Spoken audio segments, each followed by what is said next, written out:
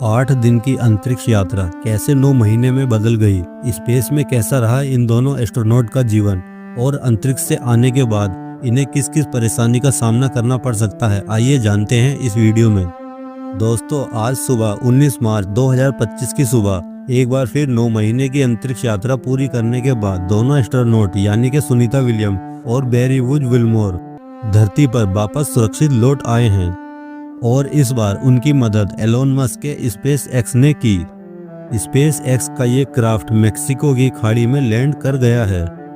ये Starliner space craft 5 जून 2024 की सुबह 10:52 पर अमेरिका से रॉकेट लॉन्च हुआ था और इसमें बैठे थे नासा के 2 बड़े experience astronauts Barry Wood Wilmore और सुनीता विलियम, जो कि गए थे इंटरनेशनल स्पेस स्टेशन की एक छोटी सी ट्रिप पर।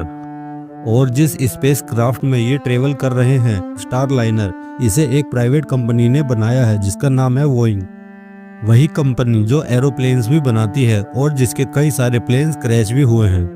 अगले दिन करीब 27 घंटे बाद 1:34 पर ये space craft international space station में डॉकिंग करने लगता है। ये डॉकिंग सक्सेसफुल होती है और कुछ समय बाद दोनों एस्ट्रोनॉट खुशी खुशी इस स्पेस सेंटर में एंटर करते हैं। ये स्टारलाइनर मिशन सिर्फ 8 दिन का होना था और 8 दिन के बाद इन दोनों को वापस धरती पर आ जाना था। लेकिन इस स्पेस क्राफ्ट में कई ऐसी समस्याएं हैं जिसकी वजह से इसे वापस इस्तेमाल नहीं किया जा सकता और नासा के अनुसार ये एस्ट्रोनॉट 8 महीने तक वहीं फंसे रहेंगे। लेकिन ये किसी भी तरीके के खतरे में नहीं है, क्योंकि ये स्पेस स्टेशन काफी बड़ा है, मानो जैसे 5 से 6 बड़े कमरे। यहाँ पर 6 लोगों के सोने की जगह है, जहाँ पर खाने का, पीने का, कपड़ों का और ऑक्सीजन का इंतजाम है। यहाँ 2 बाथरूम हैं और एक जिम है, यानी कि सरवाइव करने के लिए अच्छी जगह है।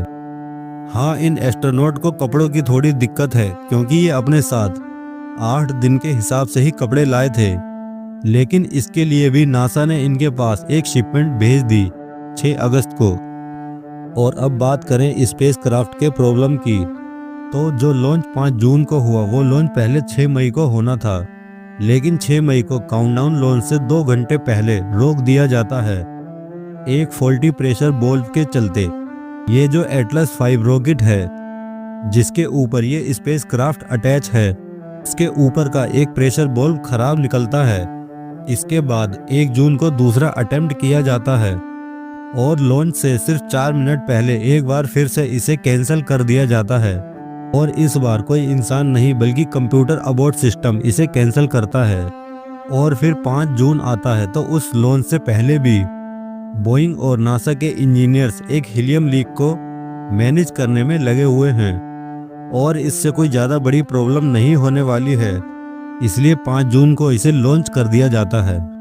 और आज प्रेजेंट डे में सुबह 3:27 पर स्पेस एक्स का ड्रैगन स्पेस क्राफ्ट मेक्सिको की खाड़ी में लैंड कर गया है और लगभग 9 महीने बाद दोनों एस्ट्रोनॉट वापस सुरक्षित धरती पर आ गए हैं। धरती पर वापस आने के बाद इन दोनों के आगे क्या चुनौतियां होंगी, क्योंकि 9 महीने स्पेस में हवा में रहने से कुछ दिक्कतें आ जाती हैं। स्पेस का वातावरण अलग है और जब यहाँ पर लैंडिंग हुई है तो यहाँ पर चीज़ें अलग हैं।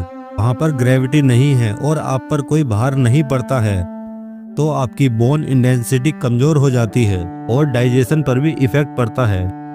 तो ये अंतरिक्ष का सफ़र इन दोनों एस्ट्रोनॉट के लिए सुरक्षित और कामयाब रहा।